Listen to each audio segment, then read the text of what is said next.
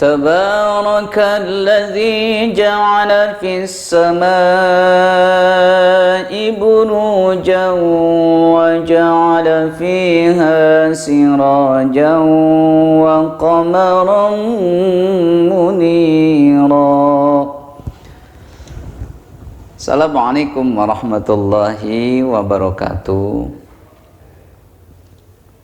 Alhamdulillahirabbil alamin, wassalatu wassalamu ala asrafil anbiya'i wal mursalin wa ala alihi wa sahbihi ajmain, amma ba'du.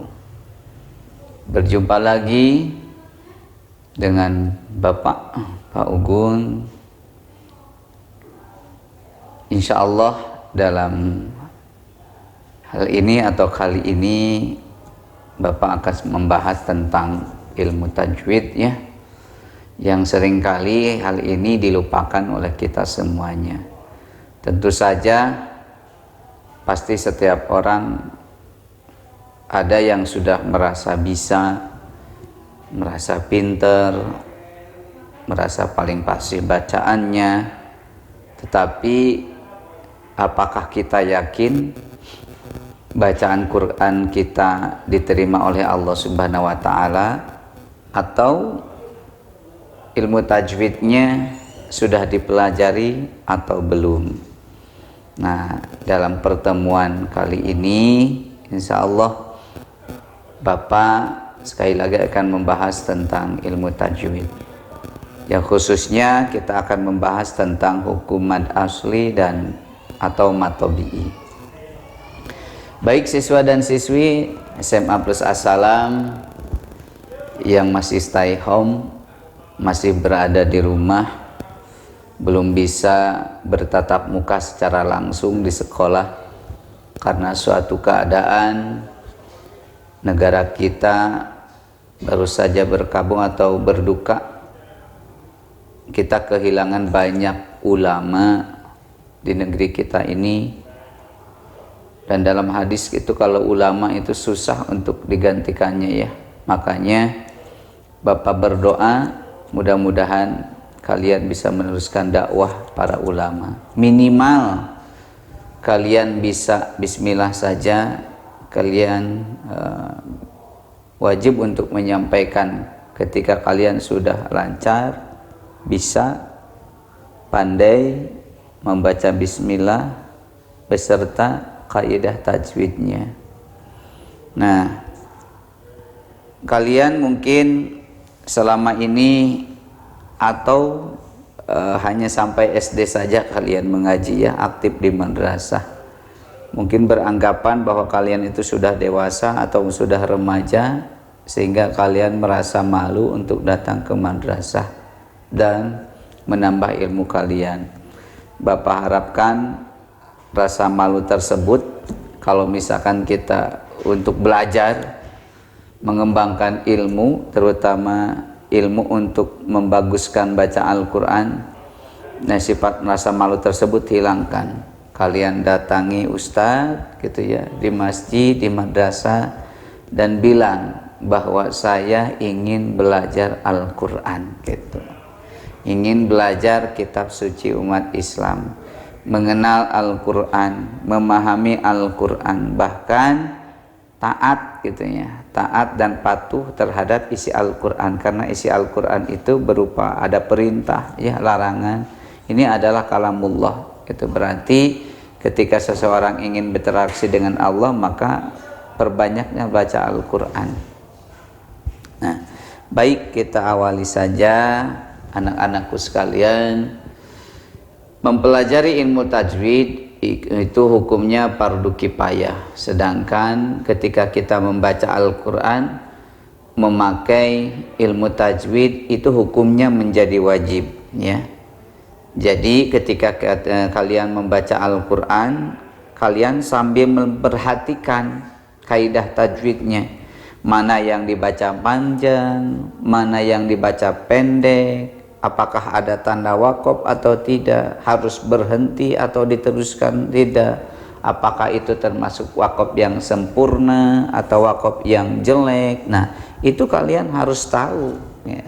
Karena kalian ingin bagus bacaan Qur'annya gitu ya. Makanya dalam hal ini Bapak akan membahas hukum mad tabi'i atau mad asli. Jikalau kalian paham gitu ya, memahami dan tahu tentang hukum mad asli atau mad tabi'i, tentu saja kalau dalam prakteknya insya Allah panjang dan pendeknya minimal itu dulu misalnya gitu ya, kalian pasti akan bisa gitu membaca Al-Quran ya. Untuk itu satu syaratnya, jadi Al-Quran ini harus menjadi hobi kita. Ketika seseorang ditanyakan apa sih hobi kamu, futsal Pak, sepak bola, karena hobi meskipun misalkan ada halangan atau apapun ya tetap dilaksanakan karena kita sudah hobi gitu, suka gitu. Jadi karena setiap hari hobi itu pasti dilakukan gitu. Nah Al-Quran juga harus dijadikan hobi gitu. Hobi kita apa hobinya? Ini baca Quran. Wah sungguh bagus sekali. Setiap hari kita berinteraksi membaca Al-Quran, kita punya targetan gitu, berapa kali kita khotam dalam satu bulan. Nah itu kita harus punya targetan seperti itu ya, karena suatu saat Al-Quran yang kita baca itu akan menjadi syafaat penolong bagi siapa saja para pembacanya. Iqra'ul Quran fa innahu ya'ti yaumul qiyamah syafi'an li ashabi.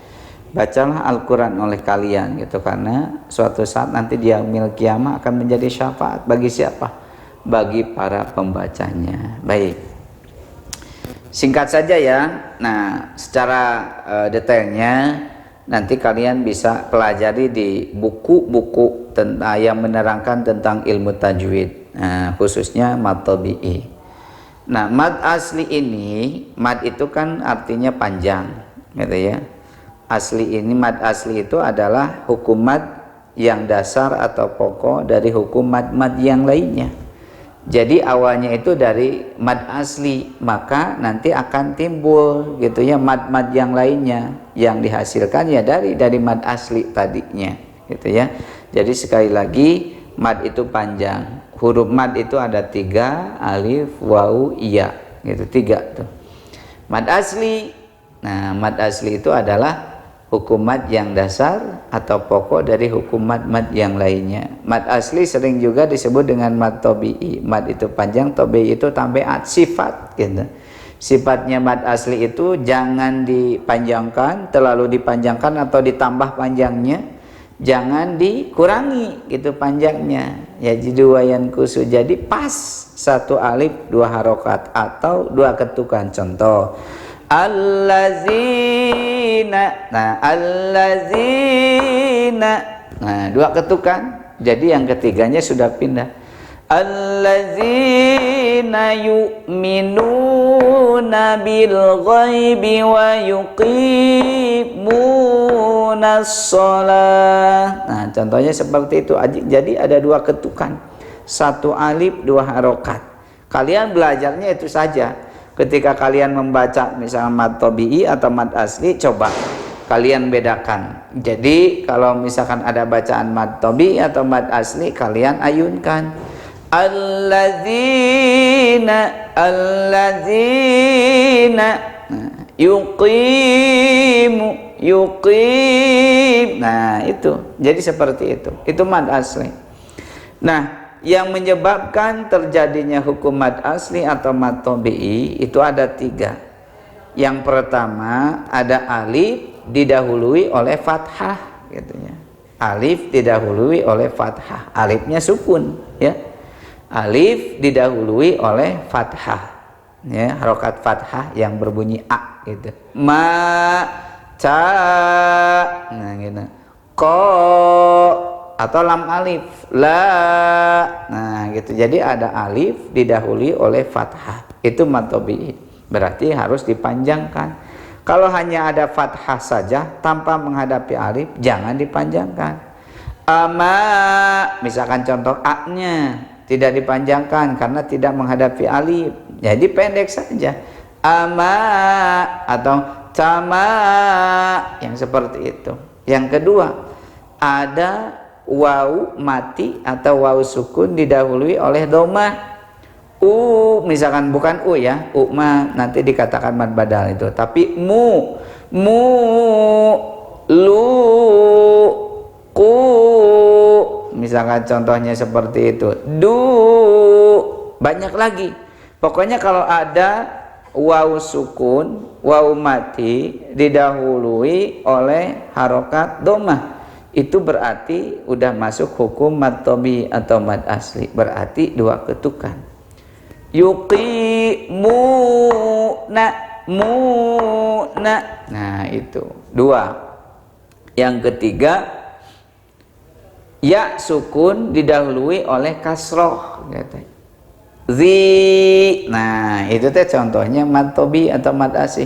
Allazina, zina, lina, misalnya gitu kan ada bina, tina. Nah, jadi latihannya seperti itu. Jadi satu di ayun ya. Jadi dua kita ketuk saja untuk belajar mah gitu ya. Allazina. Nah gitu. Jadi dua ketukan, tidak terlalu cepat. Tidak, tapi zina. Nah, seperti itu. Jadi itu mad tobi mah. Jadi gampang kalau kita mau belajar mah. Kalau misalkan tadi kalau kita sudah bisa lancar memahami tentang hukum mad asli, mad tobi'i, maka kalian insya Allah dijamin kalau kalian rutin belajar mad tobi'i, mad asli.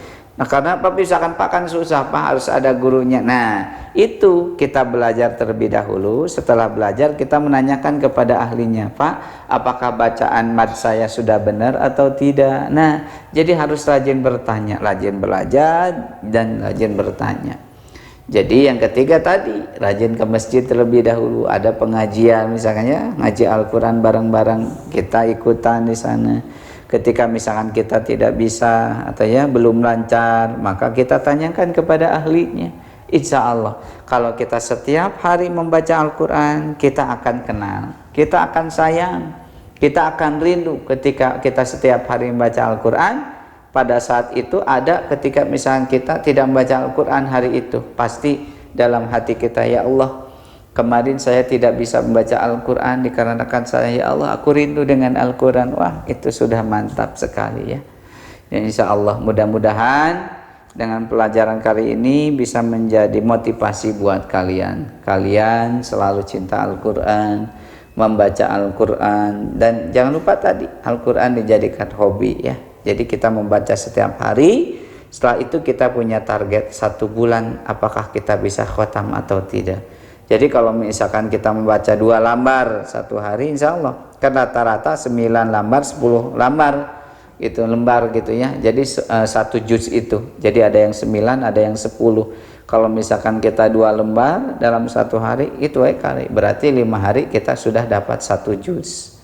10 hari 2 juz. 20 hari 3 juz. Jadi 1 bulan lumayan tuh. Misalkan ada 30 hari, mudah-mudahan kita dapat 10 juz gitu. Jadi 3 bulan kita sudah khotam. Nah, mungkin itu saja yang bisa Bapak sampaikan ya. Kita belajar tajwid. Insya Allah nanti kalau misalkan dalam pertemuan kedua kita akan perjelas lagi apa itu hukum mad asli, apa itu mad tobi'i dan mad tobi'i juga ya. Gitu. Jadi satu style itu mad asli dan mad tobi'i. Mudah-mudahan bermanfaat, mudah-mudahan Bapak doakan, mudah-mudahan kalian semuanya menjadi ahlu Quran ya. Seperti para ulama-ulama yang misalnya sudah berguguran gitu ya, yang hafid maupun hafidhoh juga. Mudah-mudahan kita tetap semangat untuk selalu belajar Al-Quran. Wallahu muwaffiq ila aqwamit thariq. Wassalamualaikum warahmatullahi wabarakatuh.